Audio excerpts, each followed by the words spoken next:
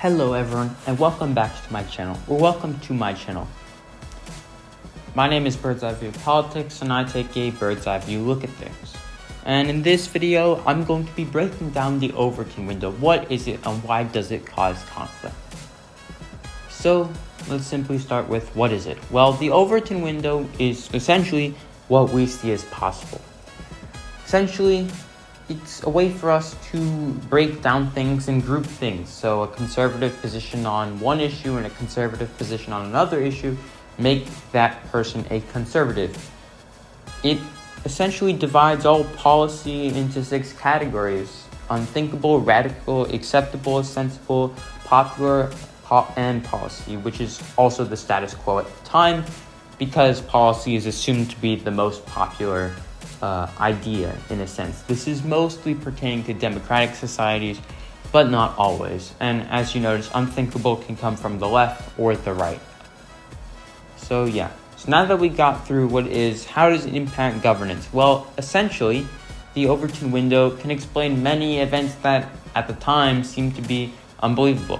Like the battle for control after the collapse of the Soviet Union wasn't actually about democracy, but was rather like a moderately authoritarian figure such as Boris Yeltsin, or completely authoritarian regime that was like a return to the Soviet Union, like the Communist Party or the neo-fascist so-called Liberal Democratic Party. And likewise, the Chinese Communist Party has had numerous internal struggles, but all the factions agree that communism is in some form the right policy. So the unthinkable would essentially be the end of communism, even though, of course, in the United States, the unthinkable is communism. So why does it cause conflicts? Well, essentially, it causes conflicts when either there are too many groups of very small windows, there are very few groups of very different windows, one window that is very large, or a sudden change in the window. And in the bottom right, I actually have a tweet from Elon Musk. Essentially, this is him describing how his center-left-ish views became center-right. And this was essentially when the Overton window went from something talked about by people who were very into politics and analytics, and all of a sudden became something that now all of Elon Musk's followers, and therefore their friends, etc., all knew now, which was, well, there's this thing called the Overton window, and what is it? So that's what I'm breaking down. And essentially what he was saying was that the left wing has become more and more left, which means that people previously center-left now became on the center-right of the political spectrum. Which brings us to the next one, which is how do you shift the window? And so it's usually shifted when some sort of party, group of people, or candidate repeats something previously considered unthinkable or radical. And when that happens, I guess, you have more of a shift. For example, Malcolm X's unthinkable rhetoric surrounding violence for the civil rights movement made MLK much more agreeable for sympathetic whites, and that made his ideas seem much more palatable, even possible, and of course going into the eventually policy with the Civil Rights Act of 1964. And the best modern day example is Trump's rhetoric surrounding immigration and election integrity. Him saying there is enough fraud that Biden won the election makes it possible for Republicans to claim limited fraud that wouldn't have given Biden the election, and yet they still seem possible, where previously any fraud at all would probably have been considered unthinkable. And his immigration rhetoric, when he called for the building of a wall, provided cover to, I'll put it in quotes, moderate Republicans who could then say they wanted tighter immigration controls or quotas without being perceived as something radical. So let's get into the first example of how the Overton window can cause issues, which is too many groups of very small windows. And the best example for this is Germany just prior to her. You had right-wing monarchists, right-wing populists, which are the Nazis. You had left-wing Democrats like socialists, centrist Democrats, Catholic parties, communist parties, regional parties. And essentially all these different parties caused the windows to be way too small because each party was a very specific set of ideals and policies, and compromise essentially wasn't something that was going to happen when there was such ideological, I guess you could say, purity in each of the parties. And so eventually, as we know, Due to this instability, parties such as the communists and the fascists became increasingly popular, eventually leading to Hitler's takeover. The next example is very few groups of very different windows. And this is the current United States. There used to be a generally fluid political spectrum. You had different regions and different demographics would have slight influence on your political party. For example, the South, which back in the 1800s had been solidly Democratic, by the time just after the Civil Rights Movement, when there was finally African Americans voting in relatively large numbers, there was a slight lean towards the Democrats or the Republicans from each election. And it was the same in the West and the Northeast and the Midwest, states that are typically thought of as solid blue states such as Vermont, were at the time were slightly red-leaning, and vice versa. It's the same in other states as well, particularly in states like Alabama that were slightly blue-leaning.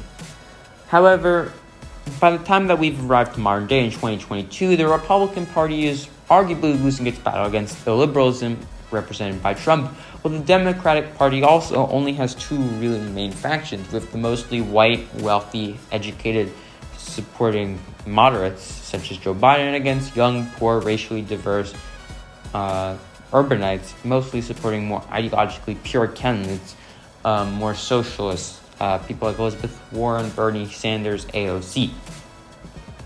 Another issue could be one very large window. Now, just before the October Revolution that brought the Bolsheviks to power, there was a February Revolution that brought a wide-ranging socialist bloc to power. And this February Revolution had, of course, far-left Bolsheviks in the government who were committed to overthrowing democracy and establishing communism, but also more centrist socialists committed to working with liberals and winning World War I and having democracy, which they hoped would bring about socialism, and even right-wing socialists who had many liberal and even socially conservative positions. And as we know, one very large window doesn't work because the window becomes so large it simply breaks. And you have all the different shards going everywhere, and eventually the Bolsheviks did take over. Another example is very small window.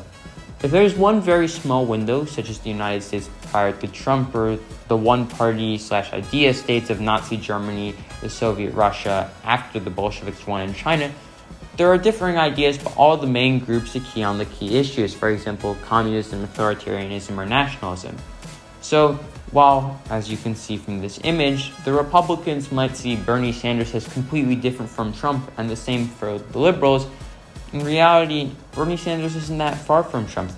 While Trump may be definitely further right than any of the other previous candidates in our lifetimes, Bernie Sanders is also not that far off from Obama or Clinton, who would still be perceived as center-right in most countries.